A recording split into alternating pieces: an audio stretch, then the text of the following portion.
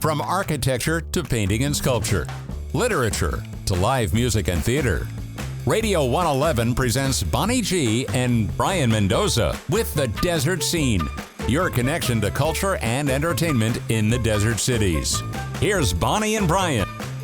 Welcome to The Desert Scene. We're so excited today to be talking with Jeff Barnett. He's a new buddy of mine, the partner of Charles Herrera, a gentleman I've known for years. And this guy is just really amazingly talented and funny and cool. Hey, Jeff, how are you? Hey, Bonnie. Good morning. How are you? Good. So, Brayan was asking me earlier, I don't know that much about your background. So this is going to be fun for me. So tell us. So this is going to be my resume? Kind of. Well, the short resume. The shorter version. Welcome to Radio Resumes. So are you from New York originally? I don't even know that. Are you? I am a native Los Angelino. I know. Okay. I know. People want to touch me because they can't believe there actually really is one. So tell me about. Now, did you know from when you were a kid that you wanted to perform, or how did your career start? Yeah, I think it all kind of started when I was a Cub Scout, and I was the den leader, and I led my den through a striptease to Love Potion number 9. That got me kicked out of the Cub Are you Scouts. serious? But that's launched my career. Okay. You gotta start somewhere. So you were always kind of a ham and performing as a little kid? Yeah. My first part was Old King Wenceslas with my Cub Scout troop, and then I started in junior high. I started getting up on the stage. Yeah. And I won Best Supporting Actor for The Importance of Being Earnest. Okay. And I was the only nominee, but so that was an easy win. I liked that one. And then I went to a really good high school up in Clayton Valley High School in Concord, California. Great teacher who we did master classes with ACT and Berkeley Rep. Wow. And we didn't even do musicals. I wasn't singing at that point. I was an actor. Mm-hmm. We did Shakespeare and that sort of thing. And it was really great training. And but it was actually my senior year I started to sing. I saw Godspell, the movie, and then the touring company was coming. And so I went and saw that, and then there was auditions, and so I went and auditioned. I did my first musical, Godspell, up in Walnut Creek, and went on from there. I did show after show after show. I went professional with Les Miserables in San Francisco, in the original company of that, and in a different millennium, and that's what really launched my career. And so I've done a lot of musical theater and some plays, but mainly musical theater. Now, I was a rock singer briefly. You were a rock singer briefly, you said? Yeah, from my early 20s. I had a wild hair, so it's like I was in a couple rock bands, and one of them did really well. We were playing the major clubs in San Francisco. Now, was your family supportive of this from the beginning? Not really. Okay. Well, first of all, they couldn't believe that I could sing. Okay. Because none of them can carry a tune. Well, my dad can, but I guess the voice had to come from somewhere, so that'd be my dad. But I had to forge it on my own because they didn't really understand this business. Yeah. And it's they're supportive now, which is great. They sort of came to understand it. Yeah. Now, did you? I like to call them jobs. Did you have many jobs in between all the performing, as a lot of us did in the early days, to pay the bills, or did you kind of luck out? Yeah, actually, especially in my 20s, I was usually rehearsing a show and performing a show at night, and I worked for a number of years at an alarm company in dispatch. Okay. And I would work the graveyard shift, and I would try to squeeze in sleep wherever I could. So it was kind of a 24/7 kind of experience. But I was young then, and I could handle it. Yeah. But yeah, sure. It's sometimes these jobs don't pay that well. Right. Even if you're professional, if you're like in Los Angeles, they have what's called 99-seat theater, and they basically give you gas money, Yeah, basically, yeah. Now, you went to New York at some point, yes? Went to New York. I was actually, I met an actor, a man named Gary Beach, when I did Les Miserables in San Francisco. And we fell in love and moved in together. And he had a rather great career on Broadway. He was a 3-time Tony nominee, and he won the Tony for The Producers, Mel Brooks musical. And so we actually did go back to New York several times because of his job. And and of course I wanted to work back there anyway. But the funny thing is, I moved to New York, and I started getting hired for around the country. Like, worked many times in Houston at Theater Under the Stars. That was Sacramento Music Circus. So I had to leave California to come back to California from New York to work, which is funny. Well, I love, because I have a lot of friends. I'm a singer. I have a lot of friends that are performers. Do you have a couple questions? Do you have a particular process? Do you vocalize every day, even if you don't have a show coming up? And do you always love to know if you have, if you do a specific prayer or meditation or wear lucky socks or whatever before a show? In terms of prep, I'm honestly, I'm kind of lazy when it comes to that, unless I'm actually doing something. Mm-hmm. And right now I'm vocalizing, that sort of thing. I'm working on a show with Kitty Murray, so it's like, and we're doing a lot of jazz, so I'm doing kind of prep in that direction to get my jazz legs up, mm-hmm. And because it's a different kind of singing. Yeah. In terms of like a luck charm, I just breathe. Okay. I embrace the nerves, mm-hmm. Because if you're not nervous, you should be nervous. Right. As far as I'm concerned, there's performance level energy, and you want that. I don't care if it's a sleepy part or whatever, but it's like you still have to have that energy, especially for the stage. It just because it shows, and the audience can feel it. You have that great relationship with your audience. That it's just like a sharing of energy, mm-hmm. And so I do breathing. So I guess it's sort of a meditation, isn't it? I just focus and make sure that my breath is good. Yeah. Brian has a question for you. You're talking about nervousness and all that. Now that kind of triggered a question in my mind, I was going to say that you've had such an extensive, interesting career. I wanted to know, what would you consider your biggest career risk, like the riskiest thing you've ever done in your career? Because it seems like you've done a lot of things. So I want to know, what is the biggest risk you've ever taken in your career? Great question. I'll tell you. Let's see. Well, I'll cite Les Mis. Les Mis is a really great example. Mm-hmm. Like I said, I went professional with it, but I was 29 years old, and I had a friend who went audition for the original LA production, mm-hmm. and he had straight blonde hair and that sort of thing, and they were just doing cattle calls. And he got groups of 10, you, and the rest see ya. Yeah. And they didn't even hear you sing. And he got typed out, and he went out in the parking lot and put dirt in his hair and tried to get back in. And I know. So when Les Mis came knocking up in San Francisco, I had every intention of getting this part, and I had long blonde curly hair at the time. Mm-hmm. So I straightened it.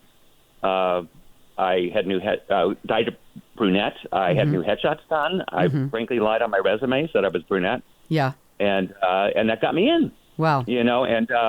And 5 callbacks later, I got the job, but they hired me as a swing. Mm-hmm. And what's risky about that is that they even wrote articles about the swings of Les Mis, because I covered 10 guys, and they each did between 11 to 14 characters. Wow. During the show. So I had to come up with like 140 characters. Wow. You should have seen my costumes. That's pretty impressive. Yeah. Yeah. Well, it was a new experience because I'd never done that before. And then also I had to sort of learn how to do it. And that meant breaking it down into math initially, mm-hmm. until it was in my bones. And then a month in, I knew the show better than anybody. Yeah. And I could do anything. And it was fearless. It was easy to be fearless, especially with that show. Yeah. Because, we have to do a lot of things, including getting all shut up on a barricade. Yeah. So, sort of dovetailing on that question, what's on your bucket list that you have not done, as far as maybe a role in a musical or a specific performing venture? Well, first of all, there's the shows that got away from you. I never was Pippin. I never mm-hmm. got to do Hair. I never, mm-hmm. I think I can list the ones that got away, and now I've aged out on them. I would love to revisit one in particular. I would love to revisit Follies. Back in my late 20s, I played young Ben, and now I'm old enough to play old Ben. Okay. And of course I know, and I've aged in finally. Yeah. So I would really love to tackle that, because that would be like a full circle experience for me. Mm-hmm. and it's Sondheim, of course. So it's yeah. Do you write anything? Do you write plays, music, lyrics, anything like that? I do. I actually, back in my rock days, I started writing music and lyrics, and I wrote some lyrics with my guitar player, but then I started writing for myself as well.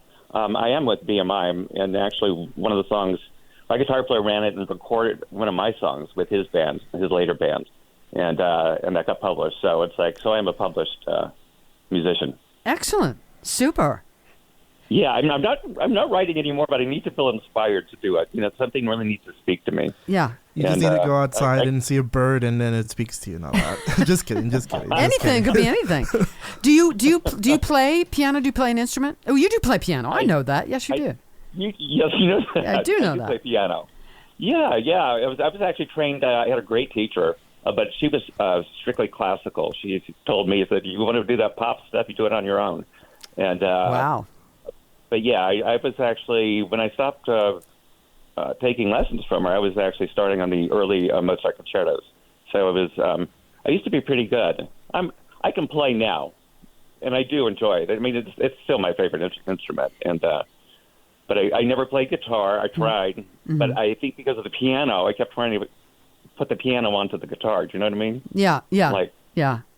What do you do? You mentioned nerves a little bit. What do you do with? Let's say it's one of the. I mean, we all have nerves from time to time, but then sometimes it's worse than others. What do you do when you're feeling when you get hit with big case of nerves before a big show? How do you handle it? Just breathe. Breathe. Yeah, and you know what? You do have to be fearless. I mean, anybody has to, to get out on that stage in front of people. And it's like, and I've certainly had my moments where things didn't quite work out the way I wanted them to. I'll give you an example. I was, for a couple of years, I sang on Norwegian cruise lines. And we had this big Hollywood review show, and I had a couple numbers in it. But one of our other guys lost his voice, which is not unusual on a cruise ship because every week's a whole new set of germs. Yes. So people, there's a lot of losing voices, and so we all had to gang up and cover his tracks this one performance. And I got to the finale, which was he did the whole big finale when the spotlights are flowing around, the music's swelling, and it's like, ladies and gentlemen, he had this whole speech about thank you. We'd like to thank the producers and the directors and the actors and blah blah blah blah blah, and you, the audience. Well, I had to cover that part, and I came out, and he started off with "That's Entertainment," and I got to the top of the stairs. I said, "The plot mega hot, simply teeming with sex," and that's as far as I got. All of a sudden, I went sky high. I walked down the stairs. The music's playing, lights are flashing, the audience is staring at me. I walked right to the middle of the stage, and I just smiled, and I said, "Ladies and gentlemen, it's been a pleasure serving you," and I walked off. That's all they got. Well, but I bet you there were some people that might have thought that was the way it was supposed to be. I know. Who knows? Yeah. Now, those are fun moments. I wanted to ask you this before we, of course, end the interview and all that. I wanted to ask you about your upcoming show on Runway, if you wanted to provide any information, any previews, any song previews. Do you have a date yet? Do you have a date and all that sort of stuff? We're looking at January. We're still working out. Siobhan Velarde is the one who actually is handling the entertainment. Yeah. And we're negotiating with her because she's also got a show she's putting up as well. So we got to figure out when she's going to do hers and when we're going to do ours. Ours is meaning me and Kitty Murray. Yep. And I talked about her earlier, and we're really hitting it off. We're doing some really cool jazz stuff. Think like Lambert, Hendricks, and Ross, or Manhattan Transfer things. She's really good with harmony. Yeah. And I'm no slouch there either. So we're gonna do some really tight stuff. We have a beautiful ballad that we're doing that I know a lot of people don't know the song, but they're going to know it now. People are going to be, wow, how come I've never heard this before? Because that's how I felt when I discovered the song. Do you want to give us a title? Or no? It's called The Ballad of the Sad Young Men. I sing that part, and she sings The Lies of Handsome Men. And that sounds interesting. Gorgeous mashup, and our biggest frankly, with that song, the hardest thing is going to be getting through it without crying. Crying, yeah. It's so moving. Yeah. I want to get this in before we end, Jeff. I always love to ask performers, when you go see someone else, when you have a night off and you go see another performer, particularly a singer, like cabaret singer kind of thing, what do you look for? What are you hoping from them, to see from them? You know what? Especially in terms of cabaret, a connection. There's like a personal story that happens up in cabaret in particular. You know, there's usually more story-centered songs. You know, I think of something like Anne Hampton Callaway. You know, and I love the fact she can swing a little bit and that sort of thing, and it's fun, and you know, it's convivial, but then also the moments. Yes. There's also moments that all of a sudden it just sort of sits there and shimmers, and there's a connection, you know, and that's what you know, it's not even the style of the music or the voice or that sort of thing. It's the connection. Yeah. And it's that sort of commiseration that we all experience as being an audience and with a performer. Right. You know. Right. That shared moment. Well, Jeff, just as in live theater, you know. Absolutely, Jeff Barnett. Do you have a website or something in case somebody wanted to find out more about you and where you're going to be in town? Anything you want to give us? I don't. I should pull one up though. Thanks for thinking of it. All right. Well, listen. So we'll look forward to sometime in January. Jeff Barnett and Katie Murray at Runway. Thank you so much for being here with us. I've learned so much about you, and it was fabulous. I really appreciate it. Terrific. I know. Thank you for reaching out to me. Absolutely. Really Absolutely. Thank you so much. All right, Jeff Barnett. We'll see you guys next time on the Desert Scene. Take care.